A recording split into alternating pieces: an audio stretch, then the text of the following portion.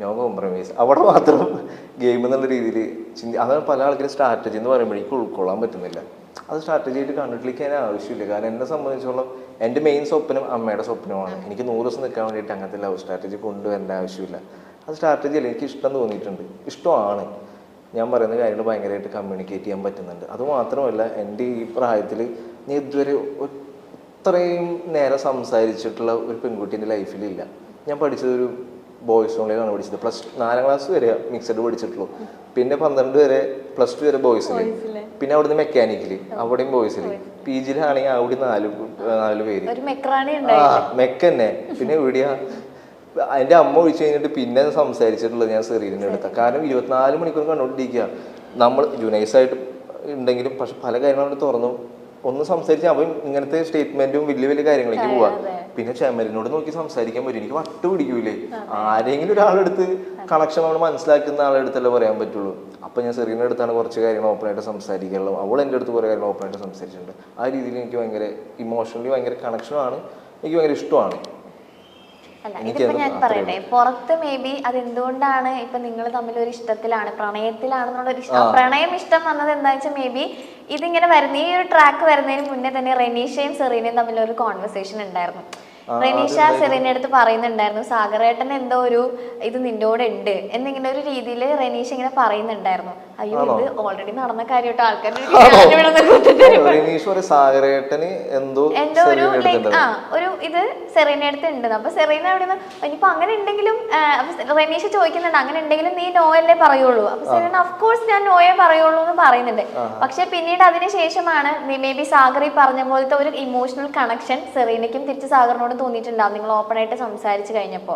ഈ പറഞ്ഞ സ്നേഹം പല രീതിയിലുണ്ടല്ലോ. പ്രണയം എന്നുള്ള സ്നേഹം മാറ്റി വെച്ചാൽ മേ ബി ഒരു സ്നേഹം സെറീനയ്ക്കും തോന്നിയിട്ടുണ്ടാവാം. പിന്നീട് സെറീനയിൽ ഉണ്ടായ ഒരു മാറ്റം അതാണ് പുറത്ത് വേറൊരു രീതിയിൽ വന്നതെന്നാണ് എനിക്ക് തോന്നിയിട്ടുള്ളത്. ഇപ്പൊ അല്ല, നിങ്ങൾ അതിന്റെ അകത്തുള്ളപ്പോ ഓൾറെഡി റെനീഷയും സെറീനയും തമ്മിലൊരു കോൺവെർസേഷൻ കഴിഞ്ഞിട്ടാണ് സാഗറും സെറീനയും ഇത്ര അറ്റാച്ച്ഡ് ആവുന്നത് കാണിക്കുന്നത്. അറിയുന്നില്ല. അങ്ങനെ ഒരു കോൺവെർസേഷൻ കഴിഞ്ഞിട്ടാണ് ഈ പറഞ്ഞ പോലെ നിങ്ങളുടെ ആ ഒരു കൂട്ടും ഇതൊക്കെ നമ്മൾ കാണുന്നത്. അപ്പൊ ഒബ്വിയസ്ലി അത് വെച്ചിട്ടാണ് ആളുകൾ കണക്ട് ചെയ്യുന്നതെന്നാണ് എനിക്ക് തോന്നിയിട്ടുള്ളത്. എനിക്കറിയാം, പക്ഷെ എനിക്ക് അതറിയില്ല. അവിടെ റെനീഷ സെറീന ടോക്ക് എന്താണെന്ന് എനിക്ക് സത്യം അറിയില്ല എന്താണ്. ഇതായിരുന്നു ടോക്ക്. പക്ഷെ സെറീനയാണ് അടുത്ത് വന്നിട്ടുള്ള ഒരു നല്ല രീതിയിലൊക്കെ സംസാരിച്ചു കളിക്കുക മൊമെന്റിൽ അങ്ങനെ ആ രീതിയിലൊക്കെ. പിന്നെ അങ്ങോട്ടും ഇങ്ങോട്ടും ഞാൻ എപ്പോഴും ഒരു ഡിസ്റ്റൻസ് ഞാൻ വെക്കും. ഞാൻ പർപ്പസ്ഫുള്ളി ഞാൻ അവളുടെ അടുത്ത് സെറീനയുടെ അടുത്ത് ഇഷ്യൂ ഉണ്ടാക്കിയിട്ടുണ്ടായിരുന്നു. ഒരു ചിത്തേട്ടം വന്നപ്പോൾ എനിക്ക് ഗെയിം എന്നുള്ള രീതിയിൽ മാറ്റി നിർത്തുന്ന രീതിയിൽ. പക്ഷെ ഞാൻ പിന്നെ ആലോചിച്ചു നമ്മൾ ഇഷ്ടപ്പെടുന്ന ആൾക്കാരെ തന്നെ വെറുപ്പിക്കേണ്ട ഒരു അവസ്ഥ വരികയാണല്ലോ. അപ്പം ഞാൻ രാത്രി ചെയ്യുമ്പോൾ ഞാനിങ്ങനെ പർപ്പസ്ഫുള്ളി ഗെയിം എന്നതിൽ മാറി നിൽക്കുന്നതാണ് കേട്ടോ. ഞാൻ അങ്ങനെ ഒരു സംഭവം ജനങ്ങളുടെ ഇടയിലും ജനങ്ങളുടെ ഇടയിലല്ല അവിടുത്തെ കണ്ടസ്റ്റൻസിൻ്റെ ഇടയിൽ ഉണ്ടായിക്കോട്ടെ. കാരണം ഈ നോമിനേറ്റ് ചെയ്യുമ്പോൾ റീസൺ എന്ന് പറയുമ്പോൾ സാഗറും സെറീനയും തമ്മിൽ ലവ് ട്രാക്ക് കളിച്ച് മുന്നോട്ട് പോവുകയാണ്. ഇങ്ങനെയൊക്കെ വരും. അത് നമുക്ക് രണ്ടുപേരും ബാധിക്കുന്ന സാധനം. ഞാൻ തന്നെ അവളുടെ അടുത്ത് പർപ്പസ്ഫുള്ളി അങ്ങനെ 1-2 പ്രാവശ്യം ചൂടായി സംസാരിച്ചിട്ടുണ്ട്. അവിടെയുള്ള ആൾക്കാർ പ്രൊവോക്ക് ചെയ്യുന്ന രീതിയിൽ. അതുകൊണ്ട് രാത്രി ഒരു സാഗർ എന്തിനാണ് ഇങ്ങനെ സംസാരിക്കുന്നത്, ഭയങ്കര മോശം, അങ്ങനെയാണ് മച്ചാനെ, ഇങ്ങനെയാണ് സംഭവം, ഗെയിം അതിൽ മുന്നോട്ട് പോകുമ്പോൾ പ്രശ്നമാണ്, അവളോട് ഒരു ബ്രേക്ക് ഇടാണ് നമുക്ക് എല്ലാം കൊണ്ടും നല്ലത്, ആ രീതിയിൽ വന്നു. പക്ഷെ വീണ്ടും ഒരു സ്നേഹം എന്നുള്ള രീതിയിൽ ഒരു കണക്ഷൻ വേറെ ആരും സംസാരിക്കില്ല. പറയും നമ്മൾ പിന്നെ മനസ്സിലാക്കുന്ന ആൾക്കാർ അവരാണ്. പിന്നെ ആരോട് സംസാരിക്കാൻ എന്താ വന്നതെന്നറിയോ, നിങ്ങൾ ഇടയ്ക്ക് സോഫയിൽ ഇരുന്ന് സംസാരിക്കുമല്ലോ, എന്നിട്ട് ഉറക്കെ സംസാരിക്കാനൊക്കെ നിങ്ങൾ രണ്ടുപേരും സോഫയിൽ ഇരുന്ന് ഇങ്ങനെ സംസാരിക്കുമല്ലോ. അപ്പൊ താഴെ വരുന്ന കമന്റ്സ് അവരുടെ സ്നേഹം അത്രയും പ്യുവർ ആയിരിക്കും, അവരിപ്പൊ അത് വേണ്ട, പുറത്തിറങ്ങിയിട്ട് അവരത് തമ്മിൽ സംസാരിച്ച് സെറ്റ് ആക്കാനായിരിക്കും എന്നൊക്കെ പറഞ്ഞു അങ്ങനെ പോസിറ്റീവ് ആയിട്ടുള്ള കമന്റ്സ് ആയിരുന്നു കൂടുതൽ വന്നിട്ടുണ്ടായിരുന്നു. അവിടെ ഭയങ്കര ഓപ്പൺ ആയിട്ട് അങ്ങനത്തെ രീതിയിൽ സംസാരിക്കില്ല. പക്ഷെ ഒരു ഇഷ്ടമാണ് എനിക്ക് തോന്നിയിട്ടുണ്ട്, ഇഷ്ടമാണ്. പക്ഷെ കൂടുതൽ ഡീറ്റെയിൽ സംസാരിച്ചിട്ടില്ല. പക്ഷെ ഞാനത് സ്റ്റിൽ ഞാൻ ഭയങ്കരമായിട്ട് എൻജോയ് ചെയ്തിരുന്നു. അല്ല, എല്ലാവരും പറയുന്നത് അവരുടെ ആ ഒരു സ്നേഹത്തിനെ അവർ റെസ്പെക്ട് ചെയ്യുന്നുണ്ട്, അതിനൊരു സ്പേസ് കൊടുക്കുക. ഇങ്ങനെ ഒരു പ്ലാറ്റ്ഫോമിൽ അവർക്ക് ഇത് സംസാരിക്കാൻ താല്പര്യം ഉണ്ടാവില്ലായിരിക്കും. ഞാനും സംസാരിച്ചിട്ടില്ല, അവളും സംസാരിച്ചിട്ടില്ല. എനിക്ക് അറിയില്ല ഇപ്പൊ അവള് ഗെയിം കഴിഞ്ഞിറങ്ങുമ്പോ എന്താന്ന് എനിക്കറിയില്ല. ഞാൻ പക്ഷെ അത് എന്നെ സംഭവിച്ചത് ഭയങ്കര പ്യൂർ ആയിട്ടുള്ള ഒരു കാര്യമാണ്. അതൊക്കെ ഗെയിം വെച്ച് കളിക്കുകയാണ്, എനിക്കൊന്നും പറയില്ല, എനിക്കൊന്നും പറയില്ല. എനിക്ക് അങ്ങനെ നിലനിൽക്കൊന്നും വേണ്ട. ഇപ്പൊ രജിത്തേട്ടൻ അവിടെ വന്നപ്പോൾ നിങ്ങൾ ലവ് സ്ട്രാറ്റജി ആണല്ലോ ഇത്, നിങ്ങൾ അതൊക്കെ മാറ്റിക്കുമ്പോൾ അവള് പറയുന്നത് അത് സ്ട്രാറ്റജി അല്ല. അപ്പൊ എനിക്ക് അപ്പൊ അതിന്റെ അർത്ഥം എനിക്ക് അറിയില്ല എങ്ങനെയാണെന്ന്. പുറത്തിറങ്ങിയിട്ട് എനിക്കറിയില്ല എന്താണ് ഞാൻ. പക്ഷെ എൻ്റെ രീതിയിൽ പറയും, എനിക്ക് എൻ്റെ ലൈഫിൽ ഞാൻ ഏറ്റവും കൂടുതൽ സംസാരിച്ചുള്ള കുട്ടിയാണ്. എൻ്റെ പല കാര്യങ്ങളും ഫാമിലിയായിട്ട് ഭയങ്കര കണക്ഷൻ തോന്നിയിട്ടുണ്ട്. ആ രീതി എനിക്ക് ഭയങ്കര ഇഷ്ടമാണ്. ഇതാണ് എന്റെ ഉത്തരം. അതൊരു ലവ് സ്ട്രാറ്റജി അല്ല. പിന്നെ പറഞ്ഞ പോലെ പുറത്തറിയാലോ നമ്മള് ചെറുതെന്തെങ്കിലും ഇതിന്റെ മുന്നിലേ ഇപ്പൊ ഇതിന്റെ മുന്നിൽ നടക്കുന്നതിന് തൊട്ട് മുന്നിൽ വലിയൊരു കഥയുണ്ടാവും. ആ കഥ നിങ്ങൾ കാണുന്നില്ല. അതെ, ബാക്ക്ഗ്രൗണ്ട് മ്യൂസിക് ഒക്കെ ഇട്ടിട്ട് സാധനം വരുമ്പോ ഓ സാഗറും സെറീനയും റിലേഷൻഷിപ്പിലാണ്, അങ്ങനെയുള്ള ഒരു സംഭവമാണ് മൊത്തത്തിൽ ഇവിടെ പുറത്ത് കാണുന്ന പോലെയല്ല. എഡിറ്ററിന്റെ കയ്യിലാണ്. എഡിറ്ററിന് വില്ലനാക്കാം, നായകനാക്കാം, എന്ത് വേണമെങ്കിലും ആക്കാം. ഓക്കെ, ഇപ്പൊ റെനീഷയുടെ സെറീനയുടെ കോൺവെർസേഷൻ കഴിഞ്ഞു, നിങ്ങളുടെ രണ്ടുപേരുടെ സംഭവത്തിലേക്ക് എത്തി. പിന്നെ മൂന്നാമത് വരുന്നത് ആ ലവ് ട്രയാങ്കിൾ ആണ്. ഓക്കെ, പിന്നെ അതൊരു ട്രോളായി ഇവിടെ. അവിടെ എത്തിയപ്പോഴേക്കും സംഭവം പിന്നെ എല്ലാരും ദൈവം ഇത് എന്താണ് നടക്കണേന്നായി. ഇത് വേറെ പ്രശ്നം. നാദര വന്നിട്ട് ഇഷ്ടാന്ന് പറഞ്ഞു എന്റെ അടുത്ത്. സാറിന് എനിക്ക് അത് മാത്രമല്ല ജൂനൈസിന് സെറീനയുടെ ആകെ കൂടി അവിടെ ഞാൻ ആരോട് ഗെയിം കളിക്കും എന്നുള്ള അവസ്ഥയിലായി പോയി.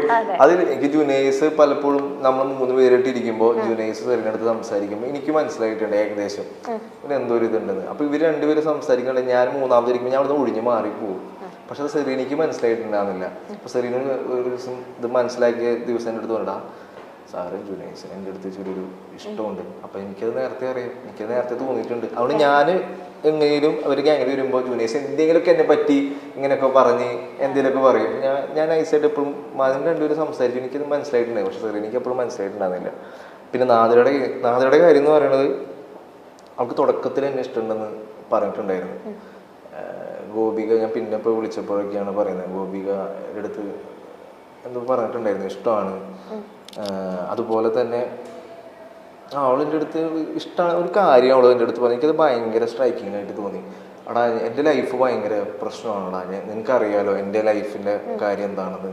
ഞാൻ ചെറുപ്പം മുതലേ സ്നേഹം കിട്ടി വളർന്നിട്ടുള്ള ഒരാളല്ല. ഞാൻ പലപ്പോഴും സ്നേഹം പിടിച്ച് വാങ്ങിച്ചിട്ടുള്ള ഒരാളാണ്. പക്ഷെ നീ എന്താണ് ഞാൻ സ്നേഹിക്കുന്ന എന്നെ നിനക്ക് എന്താ പറ്റാത്തേ? അവിടെ വലിയൊരു പോയിന്റ് പറഞ്ഞു. അപ്പം അത് എനിക്ക് ആ പോയിന്റ് പുറത്ത് പോയിട്ടുണ്ടോയെന്ന് എനിക്കറിയില്ല.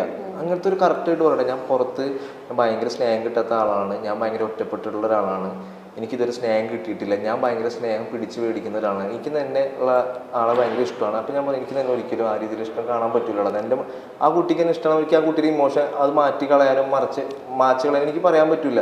പക്ഷെ എനിക്ക് തന്നെ ആ രീതിയിൽ കാണാൻ പറ്റില്ല. ഞാൻ നല്ലൊരു ഫ്രണ്ട് എന്നുള്ള രീതിയിൽ കാണാം. അപ്പോൾ അവൾ നോമിനേഷൻ്റെ പ്രോസസ്സിലെത്തുമ്പോൾ എനിക്ക് പുറത്ത് പോയാലും കുഴപ്പമില്ല, പക്ഷെ ഇനിയുള്ള 2-3 ദിവസം നീ എൻ്റെ കൂടെ എന്നെ ഒന്നിന്ന് സംസാരിച്ച് ഞാൻ ലൈഫിൽ ഭയങ്കര ഹാപ്പിയാണ്. എനിക്ക് അവിടെ നോന്ന് വേണമെങ്കിൽ എനിക്ക് പറയാൻ തോന്നിയില്ല. അവൾ പറഞ്ഞ വാക്കുണ്ടല്ലോ, എനിക്ക് സ്നേഹം കിട്ടിയിട്ടില്ല. നമ്മളാണെങ്കിൽ സ്നേഹത്തിന്റെ മുന്നിൽ അതിന് മാത്രം നമ്മൾ തോൽപ്പിക്കാൻ പറ്റുള്ളൂ.